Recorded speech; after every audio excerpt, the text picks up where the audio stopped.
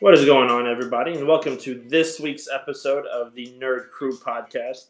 I am your host, Andy York, and joined as always by the one and only Jason Lee. Jason, how are you doing? Wonderful. Doing wonderful? Doing pretty good this week? Yeah.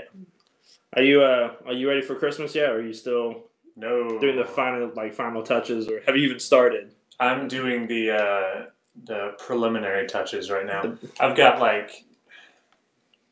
probably less than half of the Christmas gifts I need to get.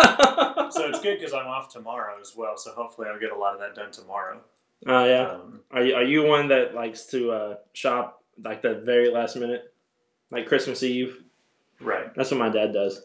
Like Christmas Eve, the day before Christmas Eve, that type of thing. He enjoys doing that, and I don't know why. My parents were always the way where they would plan ahead and buy gifts like throughout the year.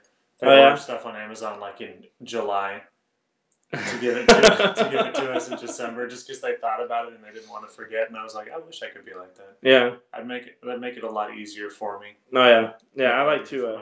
Well, nobody in my family, nobody tells what they want. There's I don't care. It's well, that does not help me. That does not help me at all with what I need to do to get you something. So this has been compared to last week and the week before that, this has been a somewhat slower week, I guess. No Netflix shows have been canceled.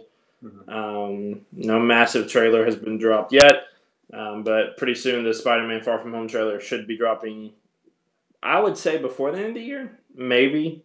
Hopefully. But there's really no news out on that. I think at this point it's just Sony has the trailer. They have it ready, and they're just going to throw it online whenever.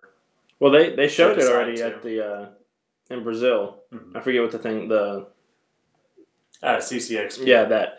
They showed it there, so I don't know why they didn't do an internet release when they showed that as well. Doesn't make sense, but that's why they own the company and we don't, I guess. Yeah. Because if we did, boy, it'd be a lot better. No.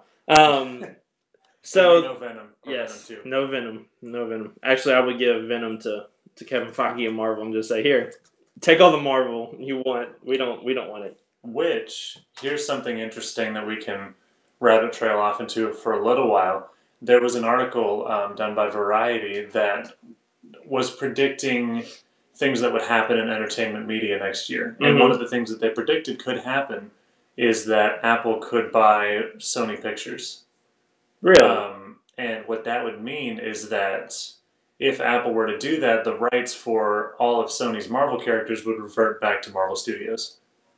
So, if Apple could swoop in and buy Sony Pictures and kind of save the day in that sense, so that we don't have to witness Venom 2, then Marvel would have full rights to Spider-Man, as they don't right now. Right. I don't know if a lot of people know that, but Marvel doesn't have the rights to Spider-Man. They're sharing film rights with Sony. Mm. Sony makes all the money from the movie, and Marvel makes all the money from the merchandising, unless I've got it the other way around. But then they would get the rights back to Venom. They could use Venom. They could use everybody else that Sony has. Yeah. Yeah, which would be awesome. Let's hope that happens, because I would like for all of them to be together and not totally in two different spots. I'm glad we're getting X-Men and Fantastic Four into the MCU at some point. If we were to all in the same year get the rights back to X-Men, Fantastic Four, get full rights to Spider-Man, mm-hmm. and to close out this chapter of the Avengers, that is so much hope for the future of the MCU. Yes, it is. That would be incredible. Oh yeah, man! Especially because they could do all these storylines and it would be more true to the comic, and it'd be a lot more fun. So yeah, this week though, we did have a movie that we're going to review. Towards the end, we're going to give our spoiler-free review at first, and then we'll jump into spoilers, and we'll give you plenty of warning before we jump into that, in case you haven't seen the movie. Mm-hmm. But before we jump into anything else, let me remind you can find us on SoundCloud, iTunes, Google Play, and YouTube.com, where we are, as of right now, live streaming. I'm pretty sure this will be our last live stream of the year, with Christmas coming up next week. We'll let everybody know what our plans are for next week. Because we're going to try to do an Aquaman review at some point. We just don't know when yet, so we'll we'll jump into that and we'll talk about that and we'll let everybody know when that comes out. But make sure that you follow us and you like and share, subscribe, everything. Leave a 5-star review. We actually got our first 5-star review on iTunes this week, which is very nice. So Awesome. I don't have it with me. I would read it. I'll read it next time we do this. I'm very unprepared as a host. We'll frame it and we'll put it behind my head.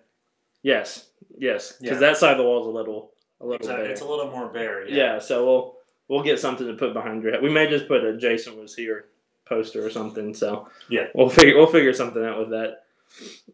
But before we jump into anything, we always like to start off our podcast by talking about what we are into this week. Now, obviously, we're into the movie Spider-Man Into the Spider-Verse, but we're going to save that to the end. So, Jason, what else are you into this week? Last week, since Christmas is coming up, I had a friend from work who knows that anyone who knows me knows that I'm into comic books and comic Obviously. book movies. Yeah, it's kind of something that I give off very easily. Yes. So we talk about comics all the time. He got me Old Man Logan paperback, which was super nice. Yeah. And I don't know if he's going to watch this or not, so I'm not going to spoil what I got him in return. But it is also another very cool comic book. But I had never read Old Man Logan before. Okay. And I really, really enjoyed it. I read it like 3 times. Because it's not too long. It's a good length, but it's not too long.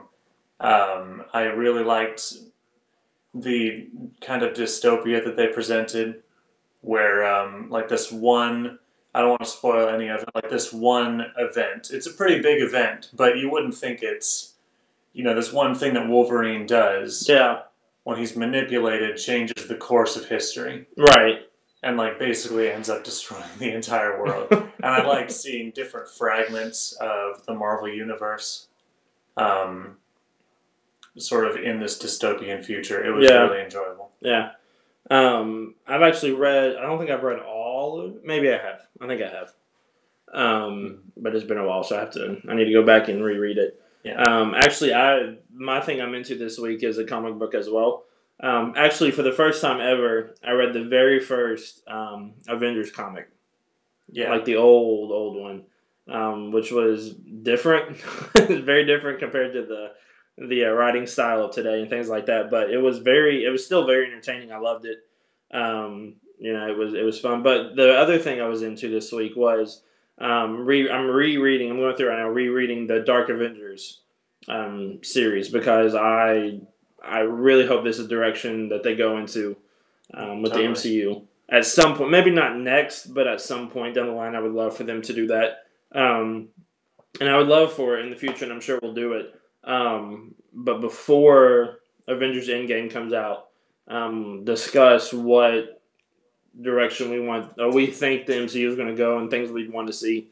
In 2019, there will be a lot of Avengers Phase 4 and on talk, and Avengers Endgame talk as well. So we're looking forward to that. But the Dark Avengers comic is really intriguing. It's a lot of fun. I've always been a big fan of the Norman Osborn character. I think he's fantastic. So I'm looking forward to seeing what they do with him into the future of the MCU. When they finally get the right. Have Sony given the rights yet to Osborn? I don't think so. I think that's a character that they would have to work out a deal on. I think that's a character that Marvel is really interested in using. Yeah. And they're in talks working out a deal with Norman Osborn. It would be really cool to see them go a route other than Green Goblin. Yeah. Because like in the Dark Avengers, he's Iron Patriot. Yeah. Well, he was Green Goblin before, and then kills the Queen Skrull, and then yeah. So. But it's all very interesting. It would be really cool to see. Yeah.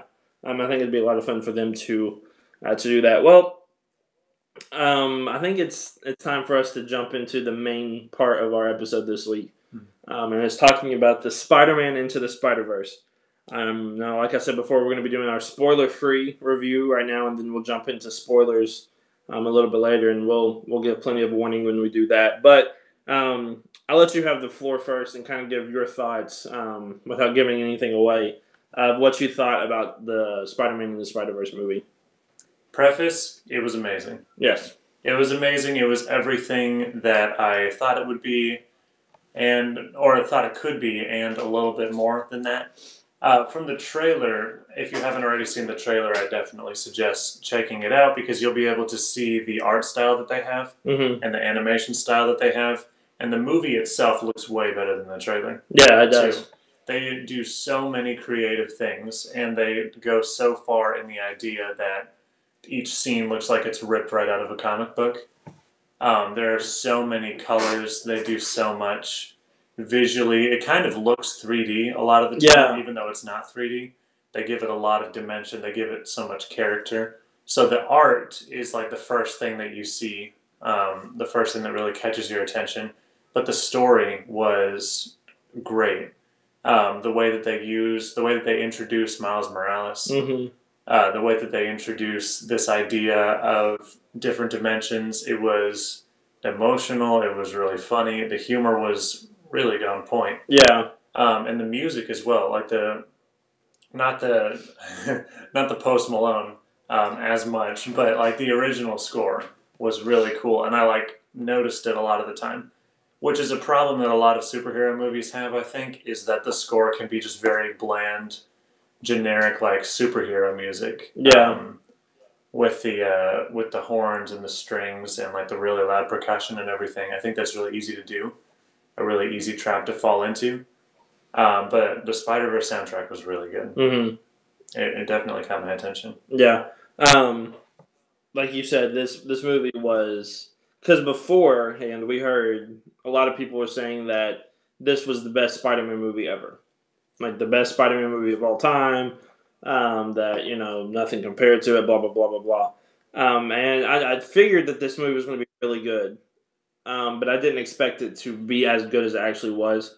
Because it's hard to do. Obviously, as we've seen some from Marvel and DC, it's kind of hard to do these multiple characters movies. Even in like animation, it still would be really hard to make you care about all the characters and Right. And all that aspect. And even though it was a Miles Morales story, you still had all of these other characters in like intertwined and all together. So they did a really good job of making you care all about these characters, keeping the story not too complex because dimension traveling is complex sometimes. So they did a very good job of keeping it very clean cut.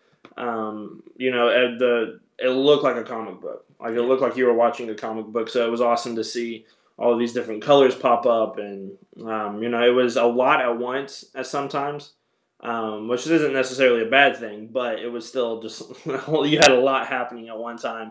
That was a lot. But what character, without spoiling anything, because I think there's one character that we didn't know was in it, or two or three actually. So, anyways, okay, I'll say it like this: of the spider people in the movie, who was your favorite, and what did you enjoy about all of those characters coming together? That's difficult because the different characters in the movie are my favorite kind of for different reasons. I think Miles was my favorite just because this is his cinematic debut. And it's really everything that he deserves. Yeah. And it's totally his story. But the way that they handled Peter Parker was also really, really great. Yeah. The Peter Parker that's in the movie is kind of from the future, sort of the Peter Parker that we know now. Mm-hmm. He's kind of a combination of Tobey Maguire, Andrew Garfield, and Tom Holland. Like all of their different personality traits and stuff, and you see callbacks to all of these different classic films. There's one in particular which is very funny. Yes. And better than it was in the actual movie, I think. Yes, it was done a lot better. But they did a great job at keeping you invested in Peter Parker, even though it was Miles' story. Yeah. But I thought Spider-Gwen was super great, and I've always loved her costume. I thought it was awesome. and all the rest of the characters. Spider-Man Noir, who was voiced by Nicolas Cage. Yes, who was perfect for that. Mm-hmm. He was perfect for that role. And Penny Parker and Spider-Ham. Yes. Yeah. Spider-Ham might have been my favorite. Mm-hmm. He was just so funny. Yeah, and the voice that they got for him was really great. Was perfect. I really liked the Jake Johnson Peter Parker, like the Jake Johnson Spider-Man. He was very. I want more of him as Spider-Man. He was. He played the part where he made the character seem grounded, which when it's dealing with a superhero that can climb walls and he made that character very grounded, which was awesome to see. Which we'll jump into heavily in spoilers, I'm sure, but all of these characters in this movie were done very well. All of them got their time to shine, yet it was still a Miles movie. It was a lot of fun to jump into. So I think that about does it for the spoiler free. It's kind of hard to do a spoiler free review of any movie. Of any movie, yeah. So it's difficult. So we're gonna jump into spoilers. Don't worry, we'll give you a few seconds to pause it or to get off the live stream or whatever before we jump into spoilers. So we are officially, I can't keep giving enough warnings, now jumping into spoilers in 3, 2, 1. What was your favorite scene and part of this movie? That's difficult. I'd say visually my favorite scene was the ending battle where they are in the room that's creating the portals to the different dimensions, because the visuals in that scene are mind-blowing. Yes. Not as, like, the visuals in the whole movie are certainly amazing, but like once you get to that end scene and because like the dimensions are collapsing in on themselves and you've got like buses flying past and buildings moving around and stuff. And then you've got a bunch of spider people jumping around, fighting Kingpin. That was very, very cool to look at. Mm-hmm. I really liked all the scenes of watching Miles come into his own. Yeah. Because that was, of course, like the main central narrative, which was really cool to see. And we've seen a lot of like Peter Parker going through that story, so it's cool to see it with Miles as well. It really like validates him as a character that he gets this cinematic debut that's so good. Yeah. I think one of my favorites when he took the leap of faith, and he's like I think it's one of like the most iconic scenes from this movie that even if you haven't seen it, you've seen it, where he's jumping down and it's got like the shot of his back and he's looking out towards the city. Oh yeah. That shot is done extremely well. I really like I really enjoyed all of this movie because it was done so well. Like you said, the parts where Miles was coming to his own, I really like what they did. Like I said, with Jake Johnson's Spider-Man character with him, because what I really enjoyed is when they introduced the new character, they went all the way back to their origin and you kind of ran through it quickly, and you see the difference between Miles' Earth Spider-Man, Peter Parker, and the Peter Parker that comes to him, where the one that Miles was used to was, the Captain America looking of Spider-Man's, like the blonde hair, blue eyes. He was fit, he was cut, he was quick, he was married, he had the perfect life. Like he had that entire underground Batcave looking, in his house. That was amazing. And then you go over to the Jake Johnson Spider-Man, and he's like 26. He's already divorced. I thought he was like 40. Was he? He might have been. Yeah, he was pretty old. But like him and Mary Jane were divorced because he didn't want to have kids. He said that he was always doing crunches and working out. When he was eating pizza and getting fat, and then he says every time I got knocked down, I got back up, and then it cuts to a shot of him in the shower crying in his Spider-Man suit. Like that opening montage was pretty brutal. Yes, it was. It was really sad. Oh, it was so funny. It was amazing to see the two parallels and then you get to see both of these characters grow together. It was awesome to see that. Oh yeah. If you had any critique of this movie, what would it be?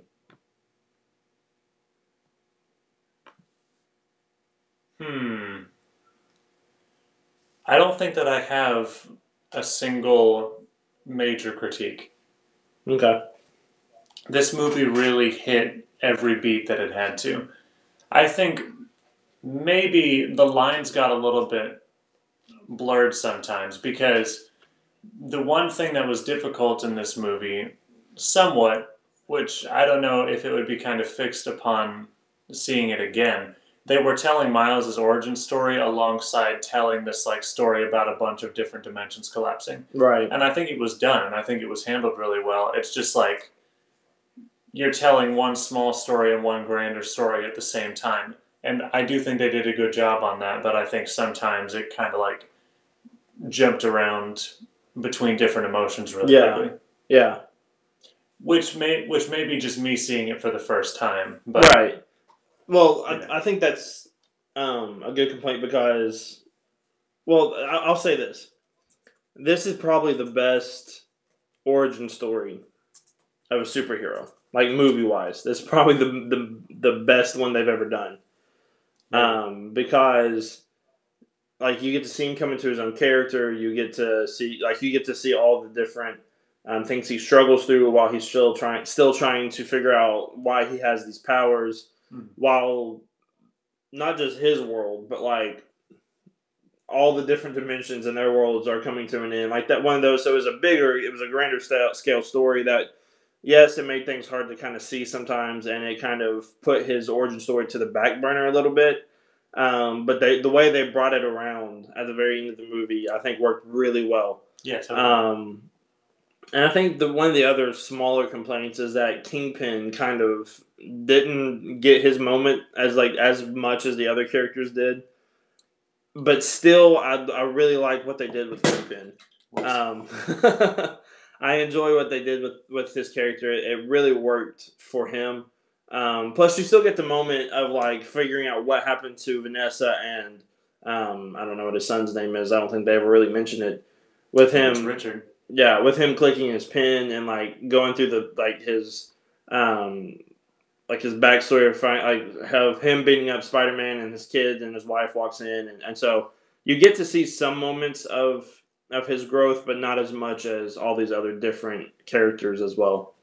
I feel like we could have used an establishing scene for Kingpin. Yeah. I agree with that. Yeah, but that's a very minor complaint for this movie.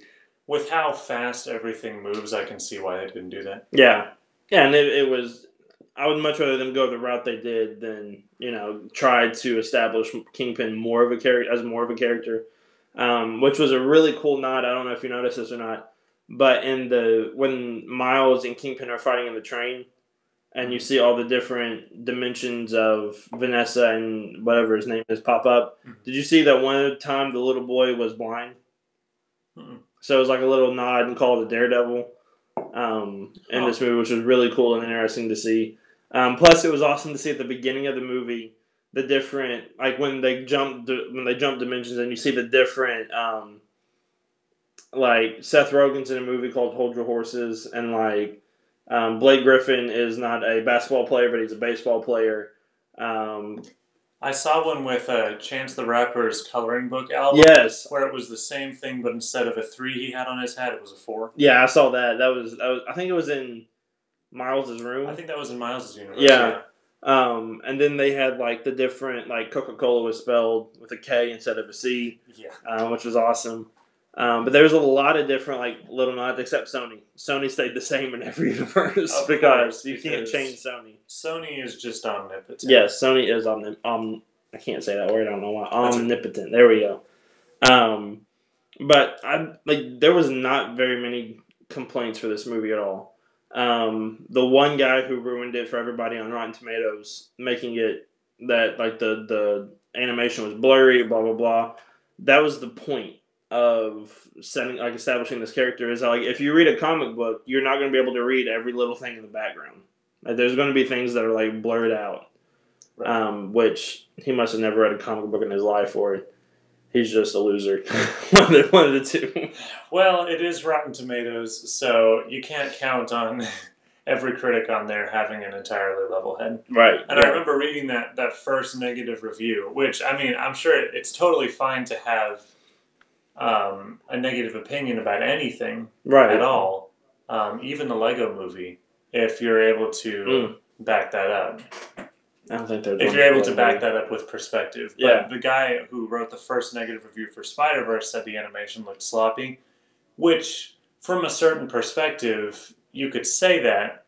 But then again, I agree it was more of a stylistic choice. And also because the frames were so packed with color and with energy that it was to do with the style. And I think it totally flowed with like the whole package of the movie. Yeah, I think this is one of those movies that you have to see more than once to really see what's in every single shot, because otherwise you miss different things, and a lot of new things pop up. I think with each time you watch this movie, but really, I really enjoyed this movie. It might be the best Spider-Man movie of all time. We actually got that request in chat to discuss whether it's the best Spider-Man movie of all time. Okay, do you want to discuss now? Or do you want to wait till the end and then do our because we're not counting like the '60s Spider-Man.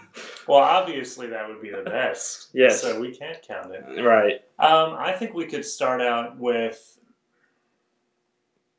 maybe ranking our opinions on other Spider-Man movies in the past and going back to other Spider-Man movies in the past. Yeah. I know we touched on that in our best to worst comic book movies. Yes. But some of us were harsher than others on Spider-Man movies. Yeah.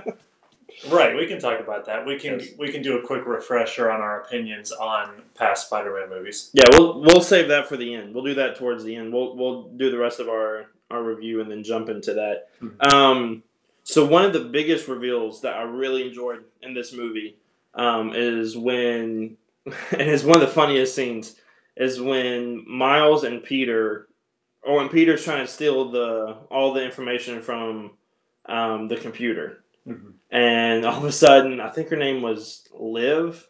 Olivia Octopus. Yes, Olivia Octopus walks in, which I don't know why I didn't catch that in the first place. Her last name. Mm-hmm. But then, like, she gets to talking and she says, because she seems like she's very happy to see Peter at first. And she's playing, like, she's messing with him while Miles is invisible, which we'll jump into that here in a second as well. Mm-hmm. Trying to type in the computer, the password, you can't remember the password. And then she says, her name is Olivia Octopus, and he goes, do your friends call you Doc Ock? And she goes, no, my friends call me Liv. My enemies call me Doc Ock. And then she turns into Doc Ock, which I didn't see coming, which was a really great reveal, I think. You asked me my favorite scene earlier. I think my favorite scene was when they're escaping that compound. Yeah. Oh, yeah. And Miles is first learning to swing and everything. Yes. And then you get the great Spider-Gwen reveal. Yeah. That was so cool. And they were being chased by Doc Ock. It was really cool. I love when they walk into the cafeteria. And he goes, no, just act natural, keep walking. And he goes through and says, all right, select a bagel. The next one keeps walking. Here, and let's switch. I'll give you the computer. Yeah. Well, then he goes, somebody goes, hey, that's Spider-Man. He goes, I get that all the time. And then as they're running, you hear one person in the back go, he's got a bagel. Like, the comedy in this movie was so great. And then he throws the bagel back at one of the scientists, and the little onomatopoeia that pops up when he hits the guy with the bagel is bagel. Yes. It's this little... it's like when Miles is falling down the building. You've got all the A's falling This movie had such a great wit and sense of humor, and I loved all the different onomatopoeias and the dialogue boxes. Well, like when Miles first gets like bit by the spider. Mm-hmm. By the way, it's the best being bit by a spider scene ever because he just flicks off like it was nothing. Yeah. But then when like you get the scene with him and Gwen at school, mm-hmm. and like his inner voice is talking to him for the first time, and like he's trying to figure out, that was done extremely well because you had the thought like the word bubble pop up, like he was what he was thinking. That thing was popping up, which was awesome. Just the details that they put into this movie were done so well. Mhm. And that scene with him and Gwen when he's got his hand stuck on her hair, and that whole the comedy in this movie, I think, is really what stood out in a really good way for me. Because Spider Man's always the comedy relief in most of the movies he's in, and he's always um, smart mouth and cracking jokes, things like that. And so the only way you could do this movie, I think, is the way they did it, and like the humor they did. Plus, Jake Johnson's delivery most of the time was perfect, which is something that you can't ask enough for. I don't know. Have you ever watched New Girl? Because he's one of the main stars in it, and I love. He's so good. He's so good in it. And you really get to see his comedy presence in this movie more than in New Girl. So it was awesome to see him do that. I think one of the other things I really enjoyed about this movie is establishing the relationship between Miles and his dad and their uncle. Because if you know anything about Miles, his uncle is the Night Prowler. Which the way they did Night Prowler in this movie was amazing. Oh yeah, he looked so cool. And his sound, the music that played when he showed up was awesome. I think it sounded like it had some of his motorcycle in the music, in his music as well. So I think that was really cool. But the music that played when he showed up was awesome, and I really enjoyed it. It reminded me of in Captain America: Winter Soldier when they had kind of like that. What am I trying to say? Just a distorted noise that would gradually get louder. Yeah. Whenever Winter Soldier showed up, and you like. Well, it was like when in the Dark Knight when the Joker showed up, you had all those different unsettling sounds, and that really worked with Night Prowler. That was like a detuned cello, if I remember right. Or something like that. Well, I think one of them had they put shards of glass on the string, and then played through it, and they made that. I think they did that for. They might have done that for It, because when It showed up, they had all these different creepy sounds as well. Which, like you said, the score for this movie and the soundtrack for this movie was really. I actually enjoyed the Post Malone song, even though I know you probably didn't. I enjoyed the. It was okay. Yeah. It was okay. I like the. I like how they I like how they put it into the movie, and how it was his song. It was his way to relax. Was he sang that and he fell. Yeah, man. This movie was done so well. I was very surprised with how this movie did. Now the probably the saddest part of the movie was the Stan Lee cameo. And then they did what was really cool after. The credit, maybe right before the post-credit scene, they had the Stan Lee glasses, and then they said thank you to him and Steve Ditko, is that his name? Yeah. Because without those two, we wouldn't have Spider-Man. So it was awesome to see their tribute to him in this movie as well. And then you get to the end credit scene, which was. Did you stay and watch the end credit scene? Yeah. Oh, it was so good. Yeah, it was so good. You get to see the Spider-Man from Spider-Man 2099. Yes, and who was noticeably absent from the rest of the film. Yes, which obviously I think we're going to get a sequel to this movie. Yeah, which I hope he's in. Also, I think we're getting a Spider-Woman movie with Spider-Gwen. Silk, I think, is going to be in that. Mm-hmm. And Jessica Drew, Spider-Woman. Yes. So that'll be like the female-centric spin-off, and then I think there's going to be a more Miles-centric spin-off, too. Which I'm fine with. The more movies they make like this, the better off I think we all will be for it. Definitely. If they can make up for Venom and the entire Venom franchise with Spider-Verse movies. And Spider-Man 3. Mm-hmm. Well, we'll get to that in a second. Yeah. Because I have a lot of thoughts on that. But I really enjoyed this movie, and the end credit scene you get Spider-Man 20. I always get this wrong. 2099, and you get him getting a wrist bracelet, like a watch, to where he can travel between dimensions and not glitch out. Which the glitches when they glitched out in this movie was really funny to see and really cool to see at times as well. Because the one that I remember is when. Doc Ock is like interrogating Peter, and she goes, "Are you glitching out?" And he goes, "I'm not," and then like glitches out as he's saying it. It was. Yeah.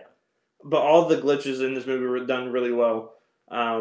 It kind of like it felt uneven and eerie, but it was supposed to, which I really enjoyed. But then you get him saying, "I want to go all the way back to the beginning," and it jumps to the very first Spider-Man cartoon, and it's the meme where the two Spider-Mans are pointing at each other, and it just goes on forever. But it's so funny. Mm-hmm. It's so funny. I think I was almost in tears laughing at that.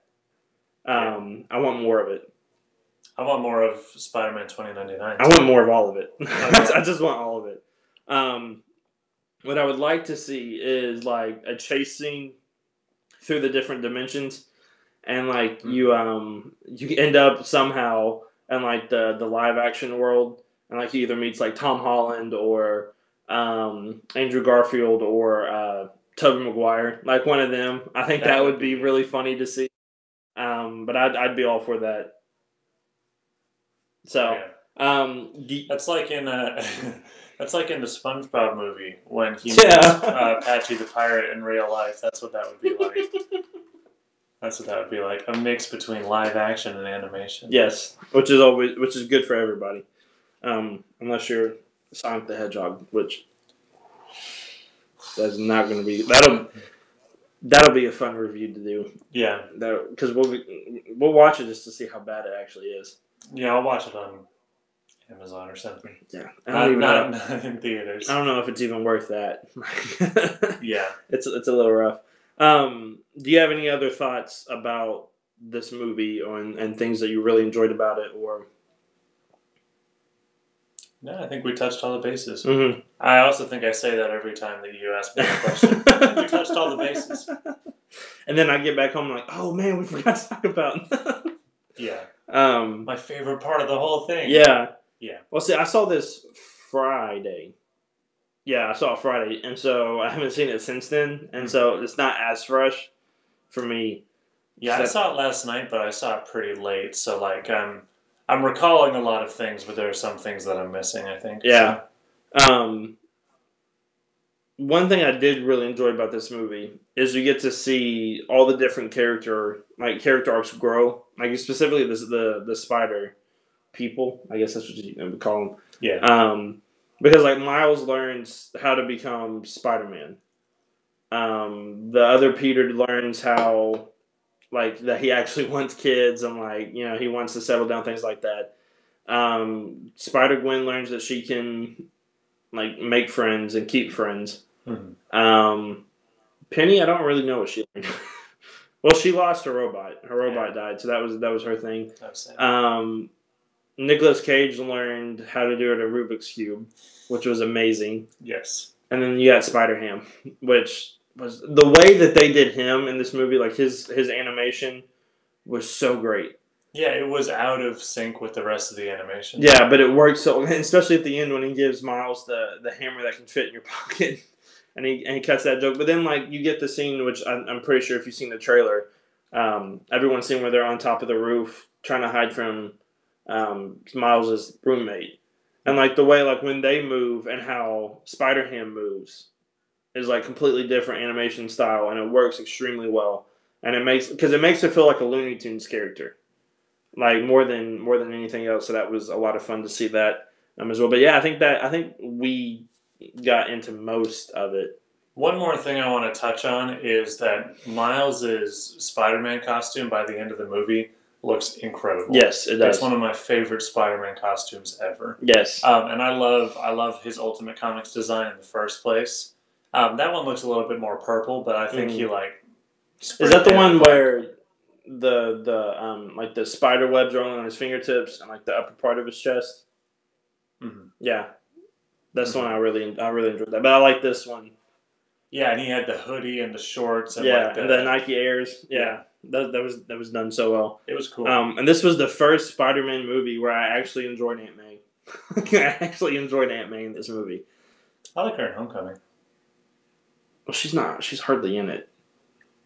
Fair enough. Which is fine with me. The less Aunt May, the better, I think. specifically after Oh no. the Sam Raimi movies and I think we have some differing Aunt May opinions. I do not like Aunt May. Just let Uncle Ben die already. Which they have. I'm glad they haven't mentioned. They haven't mentioned Uncle Ben. Yeah. Yes, but without bringing it up. Yeah. So we'll go ahead and jump into kind of on the fly. I guess we'll go worst to best. Yes. Spider-Man movies of all time. I'll let you give your order, and then I'll give my order. Yeah, this is just kind of like just to get a bearing on our opinions. And I haven't thought about my Spider-Verse placement, so I'm just going to kind of throw it out there. It's the best way to do it is on the fly. I'll just do the rest of my list first, though. Amazing Spider-Man 2 is the worst Spider-Man movie. That isn't a surprise, I think. Next would be Spider-Man 3 for me, because there's just so much dumb stuff in this movie that I don't like. Even though there's Sandman and all the Sandman stuff is great, it's just there's too much stupid things and stupid studio decisions that really bogged it down. And then next would be The Amazing Spider-Man, which was okay. Granted, I haven't seen it since like 2012 when it came out, so I might have a very different opinion seeing it again. But when I saw it, I thought, this is okay. It's kind of a generic movie, and Spider-Man 3 definitely feels more like Spider-Man. Mm-hmm. But The Amazing Spider-Man, I think, was overall a more enjoyable experience. And then next would be Spider-Man, the first one, with the Green Goblin. That's a great movie. It's one of the like classic movies of the early 2000s, along with Spider-Man 2. Next would be Homecoming and Spider-Man 2 are almost neck and neck. Although I think that at this point, Spider-Man 2 just barely edges it out. And like, if you ask me on a different day, I might say Homecoming, but that's my list right now. And then Homecoming, then Spider-Man 2. Now, where would you throw Spider-Verse into that mix? Right now, I think I would put Spider-Verse right below Homecoming. Although upon rewatching, I have a feeling it'll go up instead of down. Yeah. So it might be better than Homecoming, but it's difficult. Yeah. It's difficult after like one viewing last night. Our lists are going to be a little different. Obviously the worst Spider-Man movie of all time is Spider-Man Homecoming. No, The Amazing Spider-Man 2. That movie is awful. Yeah. And then I would probably go Spider-Man 3 because they ruined Venom even more than Venom did, I think. Somehow. When you get Topher Grace to play Venom, it's already ruined. Right. And then The Amazing Spider-Man because I did not like that movie either. I'd probably go Spider-Man 2, Homecoming. And it's like, I don't know. I might have Spider-Verse before Homecoming. I might. It's understandable. But there's like a gap between Homecoming and the rest of them. Yeah. I was not a huge fan of Spider-Man 1, 2, or 3. Or the Amazing Spider-Mans. I know I'm different. I know a lot of people love the Spider-Man 2 movie. I like Doc Ock in that movie.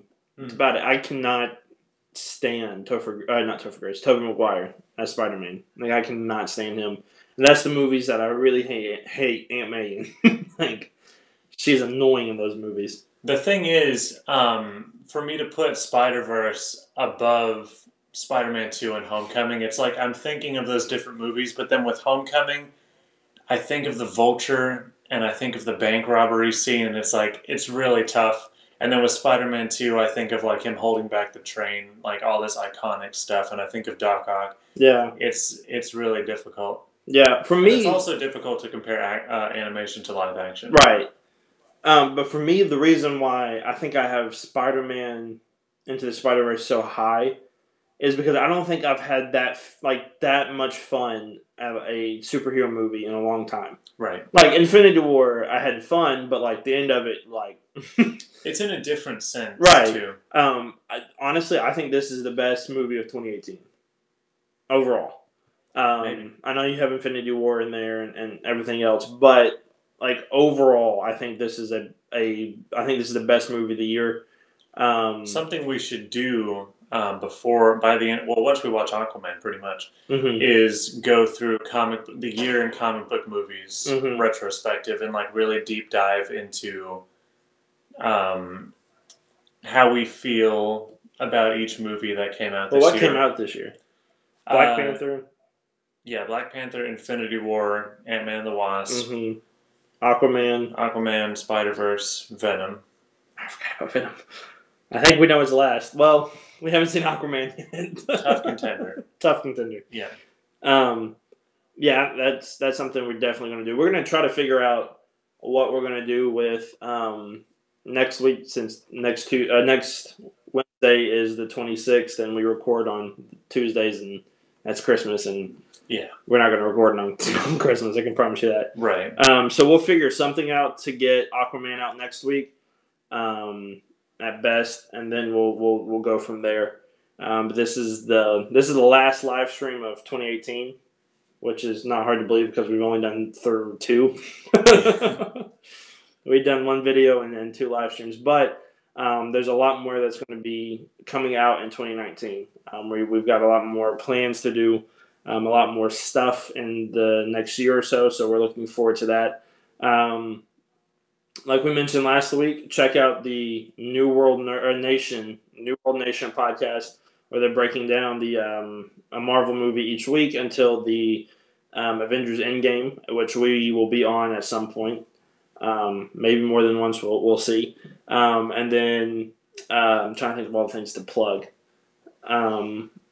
Look out for us. SoundCloud. Yeah, SoundCloud, iTunes, Google Play, YouTube. Your rap SoundCloud. All right, yes. Follow my rap SoundCloud. Mm-hmm. It doesn't have a name yet, but we still haven't come up with nicknames for us yet. Yeah. No, absolutely. How about we use the chat for once? Everybody drop in the chat what our podcast nicknames should be. Yes. Help us out here, because we'll stall until we get there. We're not that creative. No, we're not.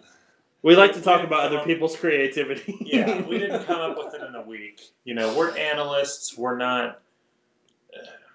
I don't think either me or you are very creative people. I know I'm not. I don't want to speak for you, but no, I'm not that creative. I'm definitely more of an analyst. Yes.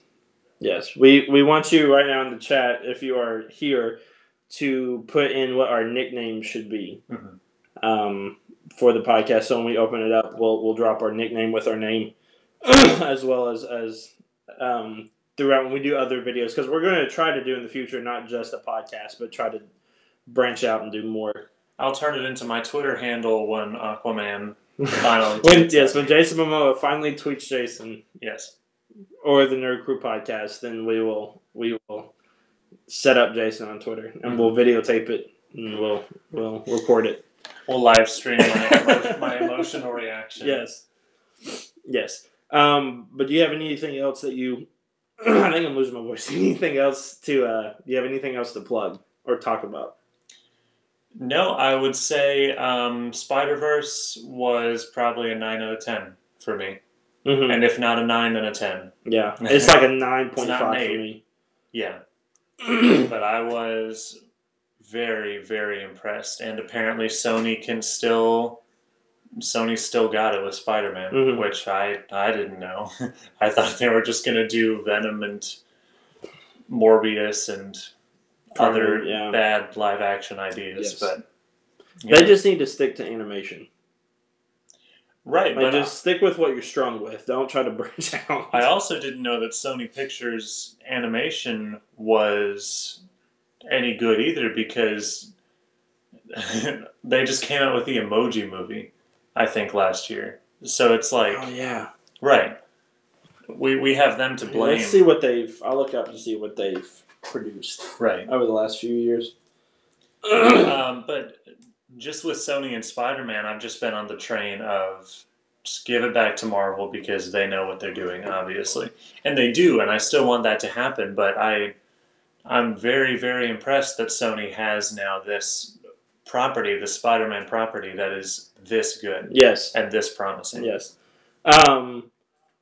They've made Hotel Transylvania, all those, which they're not the worst thing in the world. Peter Rabbit, Cloudy with a Chance of Meatballs. That was good.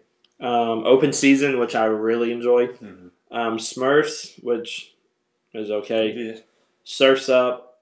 I think it's about it of the ones that we know. And the critically acclaimed Emoji Movie. Oh, that movie is so bad. Mm-hmm. We need to go through at some point and like once a month or something review a really crappy movie and put ourselves through that pain and then talk about it. Which I think would be a lot of fun because people love to watch other people in pain, which I don't know why. But I'm in pain a lot on this podcast. When we talk about DC, oh yeah, and the direction Star Wars is heading, I'm in pain. You know what's really weird is that the directors for Spider-Man and the Spider-Verse were supposed to direct Solo, but then they didn't let him. Yeah. Which that would have made Solo a far better movie. Not to knock Ron Howard, I think he did fine, and that's why that movie is fine.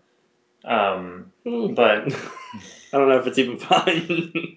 yeah, that's he gets an debatable. He gets an E for effort. Right. It's kind of like movies. It's kind of like talking about Joss Whedon and Justice League. It's like it's already a It's already a project that's been moved messed up and two different creative people, two different visions. Right. That would have been amazing to see him. I see them direct Solo. I think that would have been a lot of fun to see. Next week or whenever we do the Aquaman movie, I've got trailer on the brain from Endgame still. Yeah. But when we finally do the review for that movie, we'll probably not only rank it between the other amazing DCEU movies, but depending on what we thought of it, we may do during that episode of what we would like to see DC do from there on, and not just say like reboot, but like if they reboot, what would they do? What do they need to do? That type of thing. That'd be a lot of fun. Because we haven't done a DC video in a while, or podcast in a while, so we need to do a DC love /hate podcast pretty soon. So, but I think that's going to do it for this week's episode.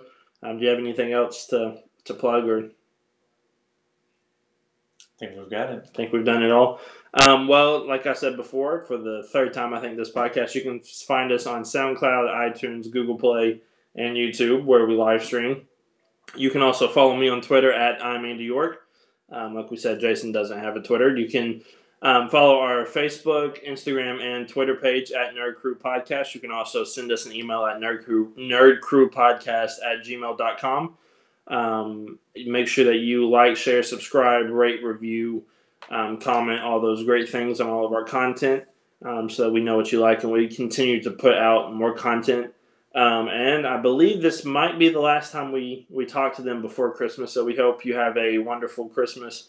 A Merry Christmas and a wonderful holiday. Have fun, stay safe, enjoy what Santa brings you. I know I will. I know I do every year. But for Andy and for Jason, we really appreciate you listening to this week's episode, and we'll catch you down the road.